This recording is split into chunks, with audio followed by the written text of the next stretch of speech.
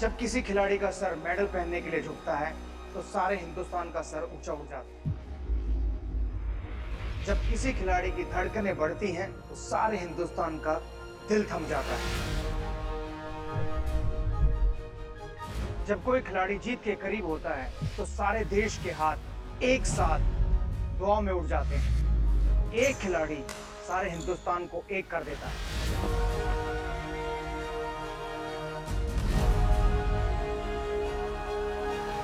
कुछ ऐसे ही खिलाड़ी जो मेरी और मेरे देश की उम्मीद है, उन्हें जानने का मौका है उम्मीद इंडिया।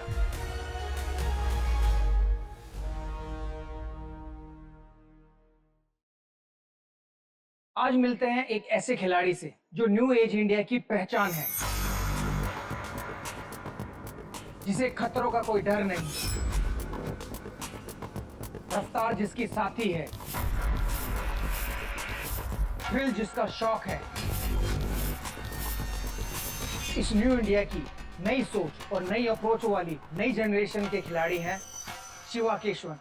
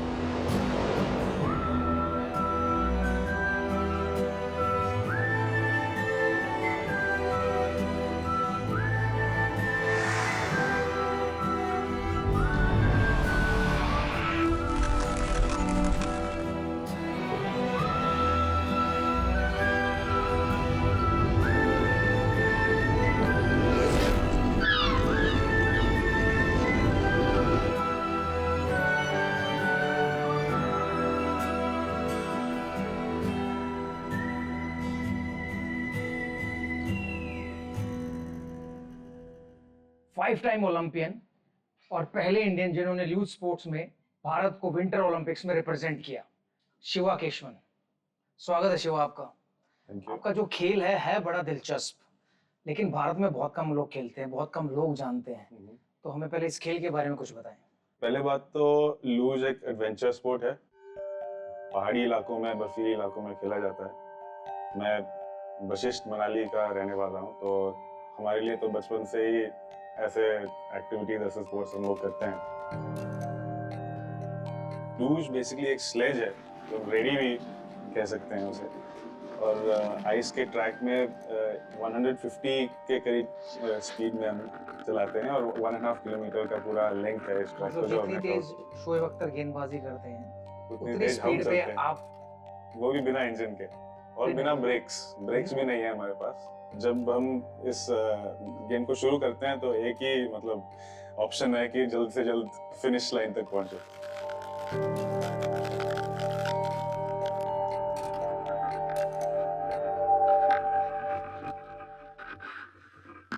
स्नो पर प्रैक्टिस करना और एक्चुअली ल्यूज स्पोर्ट के ऑफिशियल ट्रैक्स पर प्रैक्टिस करने में क्या फर्क होता है?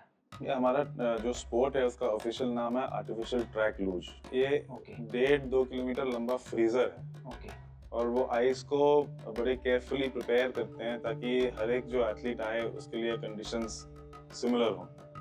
लेकिन हर ट्रैक और हर टेम्परेचर, हर ह्यूमिडिटी, जैसे पिच, अब जानते हैं पिच पे कितना असर हो सकता है, वैसे ही हमारे वहाँ all these factors they influence the thing. तो इम्पोर्टेंट बात ये है कि जिस ट्रैक पे कंपटीशन होने वाला हो उस ट्रैक पे जाके प्रैक्टिस करना बड़ा जरूरी है। तो आपको मौका मिलता है ओलंपिक से पहले या इवेंट से पहले उस पर प्रैक्टिस करने का? जैसे F1 रेस में होता है कि आप पहले प्रैक्टिस राउंड्स होते हैं, उसके बाद रेस होती है। हमारा जो फॉर्मेट है वो F1 से बहुत मिलता जुलता है।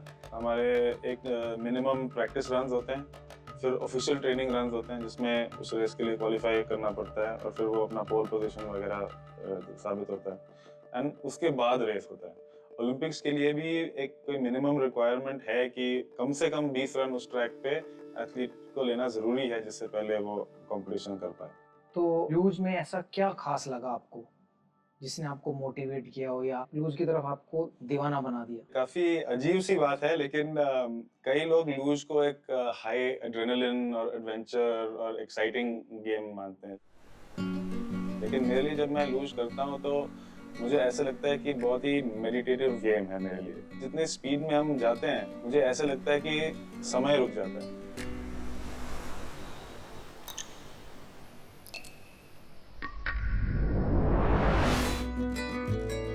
समय स्ट्रेच हो जाता है और उसमें हम कितने कितने चीज कर सकते हैं और अपनी ह्यूमन बॉडी कितने कितने चीज करने की कैपेबल है। तो मेरे ख्याल से इसके कारण मुझे ज्यादा इंटरेस्ट रहा है स्पोर्ट में। तो आपका कहना है कि आप 150 किलोमीटर की स्पीड से जब उस स्पोर्ट को खेलते हैं तो आप मेडिटेट भी करते हैं? ऐसा लगता है कि स्लो मोशन में जा रहे हैं। तो आपके लिए वो स्लो मोशन? हाँ। लेकिन मेरे लिए कभी वो स्लो मोशन नहीं था कि 150 की स्पीड से गेंद आ रही है और मैं स्लो मोशन में उसको खेल रहा हूँ। तो बड़ी अजीब सी बात है, लेकिन खैर आप इस खेल के माहिर हैं तो। नहीं, आपको भी देखा मैंने, जब फास्ट बॉलिंग जब आती है आप इतने आसानी से जब मार सकते हैं। लगता है वो बाहर वालों को लगता है, लेकिन ऐसा तेंदुलकर कहते थे जब जितना तेज गेंदबाज आता है वो उतना ही उनको स्लो लगता है और वो रिएक्ट ऐसे करते हैं कि उनके पास ज्यादा समय लगता है। अच्छा, मैंने ये भी सुना जब हम लोग रिसर्च कर रहे थे कि आपका जो इंटरेस्ट था वो एथलेटिक्स में भी बहुत था और दूसरे खेलों में भी था, तो फिर आपने ये विंटर स्पोर्ट्स की क्यों चुना, लूज क्यों ही चुना? मैं बोर्डिंग स्कूल में पढ़ा, लॉरेंस स्कूल सनार में, और वहाँ पर स्पोर्ट्स पे बहुत ही फोकस ध्यान दिया जाता था। स्कूल में जिम्नास्टिक्स का कैप्टन रहा, मैं हॉकी का कैप्टन रहा और athletics 100 metre, long jump, hurdles, IPSC में हमने रिकॉर्ड भी बनाया था। तो जनरली ऑलराउंड स्पोर्ट्स में मैं भाग लेता था। लेकिन जब मुझे ये मौका मिला कि ये इस नए स्पोर्ट को ट्राई करने के लिए, और मुझे पहली बार जो इंटरनेशनल फेडरेशन के एक टैलेंट स्काउट आए थे और उन्होंने मुझे इनवाइट किया कि आके स्पोर्ट ट्राई करो, और फिर उस कंपटीशन को जब मैंने जीता तो उन्होंने स्पॉन्सर किया कि पहली बार ऑस्ट्रिया जाके इस रियल स्पोर्ट को ट्राई करना, और वहाँ पर मैंने ये स्पीड और ये एडवेंचर और डेंजर भी है उसमें, लेकिन मैं बहुत ही मतलब इम्प्रेस्ड रहा इस स्पोर्ट के एडवेंचर से।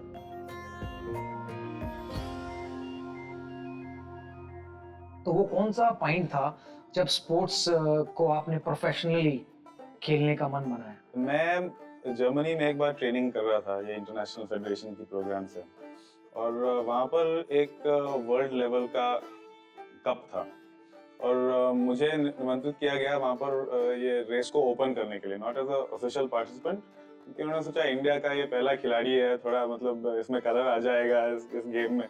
जब स्लोप मैंने कंप्लीट किया, मेरे कोच आए मेरे पास और do you know what you did? मैंने बोला क्या, ये नॉर्मल रन था। You qualified for this race. तो मतलब मेरा लेवल इतना बढ़ गया था because I trained with all these champions in the world कि I manage to compete with them. तो तब मैंने सोचा कि ये हो सकता है कि मेरा करियर बन सकता है इसमें। मतलब आप उनके साथ प्रैक्टिस करते करते आपने क्वालिफाई किया? क्वालिफाई कर लिया, और क्वालिफाइंग टाइम जैसे एक 1.5 किलोमीटर का हमारा कोर्स होता है जी, 7% ऑफ द बेस्ट टाइम। अगर बेस्ट टाइम है 100 सेकंड्स तो 107 सेकंड्स के अंदर हमने कंप्लीट करना है। तो वो मेरा पहला गोल था और वो उस रेस में पूरा। आपको याद है कि आपने कितने सेकंड्स में किए? वो रेस था 51 पॉइंट सम सेकंड्स और मैंने 54 सेकंड्स में किया था उसको। आपको याद है कि आपने फर्स्ट विंटर ओलंपिक्स में कब और कहाँ कैसे क्वालिफाई किए? तो हमारा जो ओलंपिक क्वालिफाइंग प्रोसीजर है कि टॉप 40 एथलीट्स को निमंत्रित किया जाता है, और वही नहीं 5 वर्ल्ड कप्स में क्वालिफाई लेने के बाद पॉइंट्स अक्यूमुलेट करने पड़ते हैं। फर्स्ट ओलंपिक्स मेरे लिए एक गैम्बल था, क्योंकि हमारे पास ना ही पैसे थे ना ही इक्विपमेंट था इतने ज़्यादा रेसेस में compete करने के लिए। सिर्फ हमारा बजट था कि पांच रेस तक हम जा सकते हैं, और हर एक 5 रेस में मुझे क्वालिफाई करके पॉइंट लेना था। एक भी रेस में मैं फेल हो गया तो ओलंपिक का जो ख्वाब था वो समाप्त हो जाता वहीं पर। लेकिन जब हम इतना मेरे ख्याल से मेहनत करते हैं तो भगवान भी साथ देता है। कोई भी ऐसा प्रॉब्लम नहीं हुआ, बल्कि जो फर्स्ट रेस में वो फ्रैक्चर भी हुआ था, और उसके बावजूद मैंने क्वालिफाई किया। जब आपने पहली बार इंडिया को रिप्रेजेंट किया तब आपको कैसा लगा, क्या फीलिंग्स थी? जब पहली बार मैं भारत का झंडा लेके जब ओपनिंग सेरेमनी के स्टेडियम में पहुंचा मैं बहुत ही एक्साइटेड और बहुत ही नर्वस भी था। तब मुझे पता चला कि ये मैं अपने लिए नहीं कर रहा हूँ, इतने लोग मेरे पीछे हैं और वो वेट मैं अपने शोल्डर पे फील कर रहा था। जब पहली बार मैंने ऐसा किया, मैं 16 साल का था, मैं छोटा बच्चा था, ओलंपिक्स का सबसे यंग खिलाड़ी था, लेकिन मैंने सोचा कि whatever the sacrifice it worth it. जब आपने अपने नगानो जापान में अपने पहले ओलंपिक में भाग लिया, तब आपके साथ कोई कोच नहीं था, वो कैसा एक्सपीरियंस था बगैर कोच के आप ओलंपिक खेलने जा रहे हैं? मैं अभी 22 साल से इंडिया को रिप्रेजेंट करता हूँ इंटरनेशनली, और सिर्फ पिछले 3 साल में मेरे पास पर्सनल कोच रहा। 3 साल पहले तक जो भी मैंने किया वो अपने ही माइंड से किया, अपने ही ट्रायल एंड एरर, दूसरों को देख के सीखना, दूसरों के साथ दोस्ती करना और थोड़ा एडवाइस पाना। तो आपके जो कोच हैं वो कौन है और कहाँ से हैं? जो मेरे कोच है उनका नाम है डंकन केनेडी, और कोच से ज़्यादा वो मेरे फ्रेंड हैं जी। क्योंकि अगर प्रोफेशनल कोच होते तो मैं अफोर्ड नहीं कर पाता। लेकिन मेरी स्टोरी सुन के और हमारी मुलाकात होने के बाद उन्होंने सोचा कि वो थोड़ी कैसे मेरी मदद कर सकते हैं। 2014 के बाद कोई ऐसी एक चीज जो आपको लगती है कि आपने बहुत इम्प्रूव की हो? हाँ, 2014 में फर्स्ट टाइम टेक्निकल एस्पेक्ट में ज़्यादा ध्यान देना शुरू किया। Scientific training, sport science, biomechanics, ये सब चीज़ें जो जिनके बारे में मैं सोचता नहीं था। मैं बस अपनी गेम के लिए प्रैक्टिस करता था, लेकिन किस तरीके से प्रैक्टिस करना पड़ता है, मेरे पास गाइडेंस नहीं था पहले। जब से मेरे पास ये डंकन मेरे कोच बने, तब से नया दरवाजा खुला मेरे लिए, एंड आई मैनेज टू सी कि किस तरीके से साइंटिफिक ट्रेनिंग की जाती है।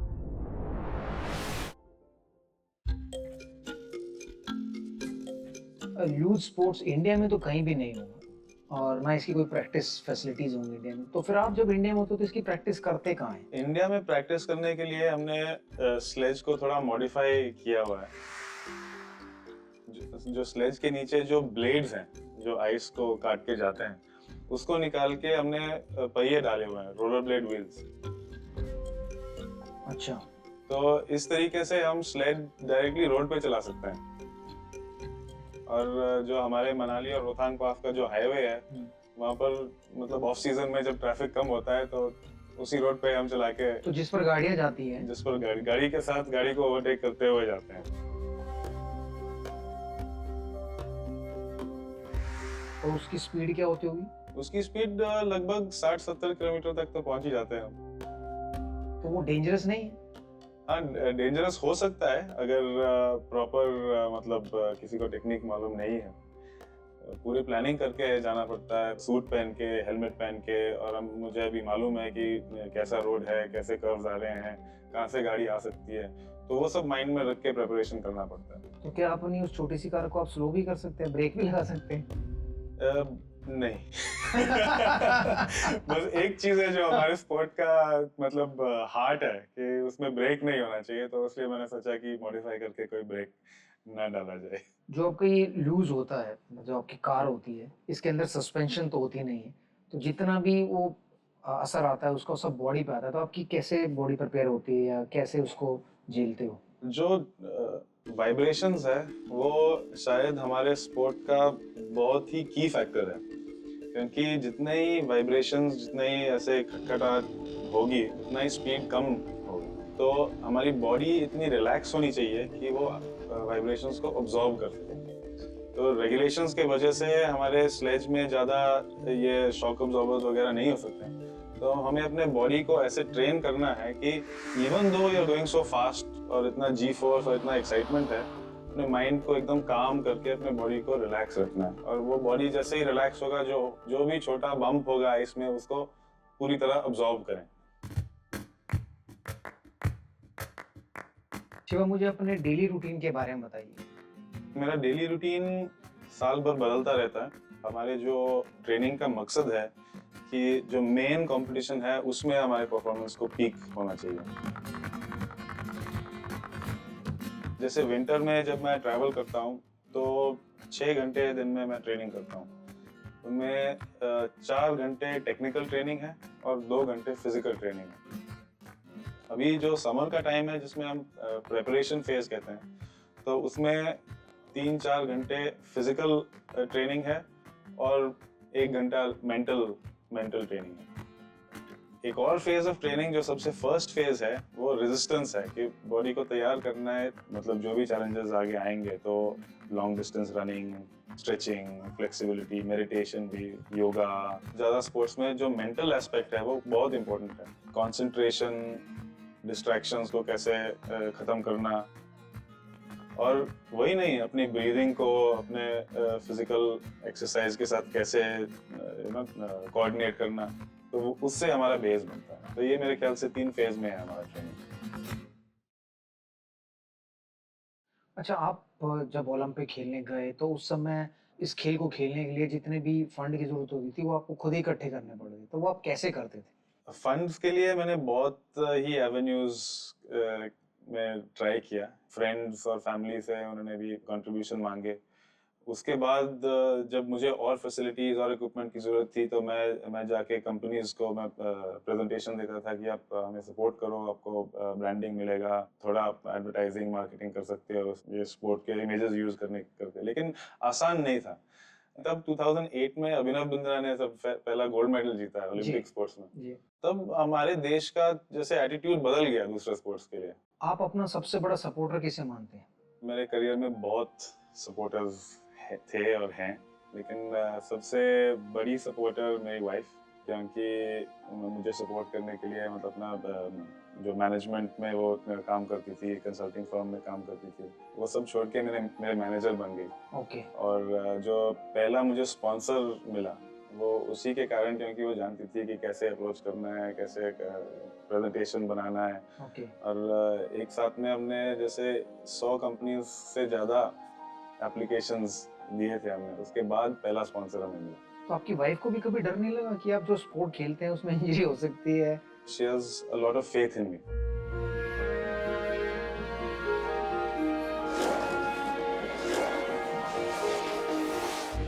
वो फेथ मुझे भी ज़्यादा स्ट्रेंथ देता है।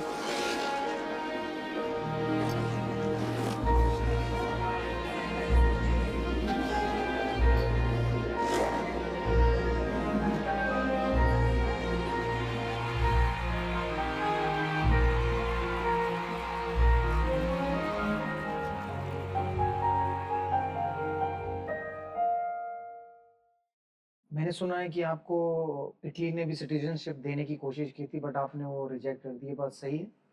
हाँ, एक्चुअली ये 2002 की बात है। मैं सीनियर सर्किट में compete करता था, लेकिन मेरी एज जूनियर की थी।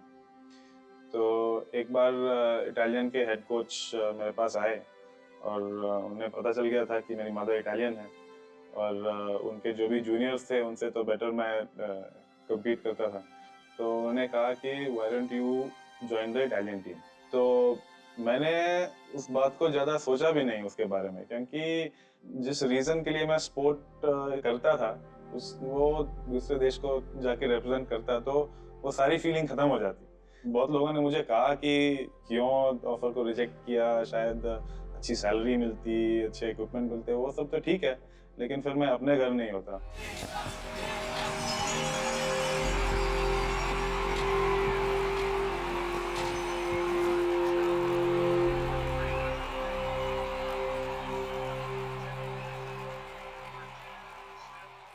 तो अब जब आप 5 बार ओलंपिक में पार्टिसिपेट कर चुके हो, स्थिति थोड़ी तो बदली होगी आज आपकी, तो कोई आपके सपोर्ट के लिए आगे आया है? हाँ, बिल्कुल। अभी मेरे स्पॉन्सर्स हैं मैलकॉम, जो सेफ्टी इक्विपमेंट बनाते हैं इंडस्ट्रियल वर्कर्स के लिए, हीरो इलेक्ट्रॉनिक्स, हीरो फिनकॉर्प, और अभी एक नई कंपनी के साथ मैंने साइन किया है, डिलॉयट। तो अभी मेरे ख्याल से और कंपनीज स्पोर्ट्स के वैल्यू को समझते हैं, और हमारे पास इतने ज़्यादा कंपनीज हैं और इतने कम स्पोर्ट्स हैं, जी। तो कमी नहीं होनी चाहिए मेरे ख्याल से स्पॉन्सर्स की। तो कैसा लगता है अब आप जब यंगस्टर्स के लिए एक इंस्पिरेशन बन गए हो? अभी मेरे ख्याल से जब जब मेरा कंपेटिटिव करियर खत्म हो जाएगा, तब मेरा असली करियर शुरू होगा, और वो है कि जो नॉलेज मैंने इन 20-25 सालों में एक्यूमुलेट किया हो, वो किस तरीके से मैं यंग खिलाड़ियों को मैं दे सकूं, ये नॉलेज दे सकूं।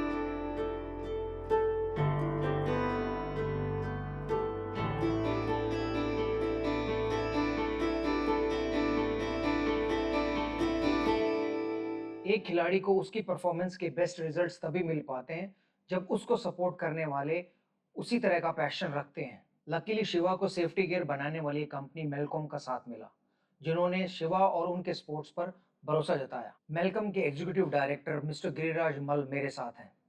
स्वागत है आपका। तो शिवा किस तरह के खिलाड़ी हैं? मैं मानता हूँ वो एक बड़े प्रोफेशनल खिलाड़ी हैं और यंगेस्ट ओलंपियन है जो कि भारत का तिरंगा 16 वर्ष की उम्र में लहराते हुए गए हैं 1998 में। और मेरे ख्याल से ध्यानचंद के बाद में दूसरे ऐसे खिलाड़ी हैं जिनका स्पोर्ट्स गियर ओलंपिक म्यूजियम में है। एज ए स्पॉन्सर आपके सामने बहुत सारे अलग स्पोर्ट्स होंगे, स्पोर्ट्स पर्सन्स होंगे जिनको आप बड़े आराम से स्पॉन्सर कर सकते हैं, पब्लिसिटी कमा सकते हैं, लेकिन आपने शिवा को ही क्यों चुना? हम बनाते हैं सेफ्टी आइटम्स। हमने जब शिवा से बात की और देखा कि ऑक्यूपेशनल हैजार्ड इनके स्पोर्ट्स में, जहां पर करीब 300 फीट के वर्टिकल ड्रॉप से वो जा रहे हैं, -40 डिग्री सेंटीग्रेड में है और speed of 150 kilometre with no break at all, तो ये एक बड़ा अच्छा सिमिली मिला कि एक रिजेम्बलेंस मिली हमारी कंपनी के संग में। हमको लगा कि बहुत अपॉर्चुनिटी है अनकन्वेंशनल स्पोर्ट्स में स्पॉन्सरशिप देने की, and we said that let's get him on the board. Shiva के लिए आपका जो अल्टीमेट एम है वो क्या है? मैं तो बस चाहूंगा कि जो वो किए हैं उससे बेहतर करें। पूरे देशवासियों का साथ है उनके संग में। हम एक चीयर फॉर शिवा कैंपेन चला रहे हैं जिसमें हम कोशिश कर रहे हैं कि मैक्सिमम चीयर्स उनको मिले जो 2018 में हमको पहली बार भारत को विंटर ओलंपिक्स में एक मेडल ला सके। शिवा की कहानी सीधा इशारा है कि खेल को लेकर हमारी सरकार और हमारी सोच केवल और केवल उसकी पॉपुलैरिटी को लेकर सीमित रह गई है। अगर खेल पॉपुलर है तो सरकार भी पैसे खर्च करती है और हम भी सपोर्ट करते हैं। लेकिन आज मैं आपके सामने एक सवाल छोड़कर जाना चाहता हूँ। शिवा ने अभी तक 5 ओलंपिक्स में भाग लिया है, कई सारे इंटरनेशनल कंपटीशन में रिकॉर्ड बनाए हैं, लेकिन आपने और मैंने कब टीवी सेट के सामने बैठकर उनको चीयर किया है? कब हमारी सरकार ने उनकी सहायता की है? ज्यादा देर नहीं हुई अभी, जो अब तक नहीं हुआ वो अब हो सकता है। उम्मीद जगाने का नाम ही है उम्मीद इंडिया। जय हिंद।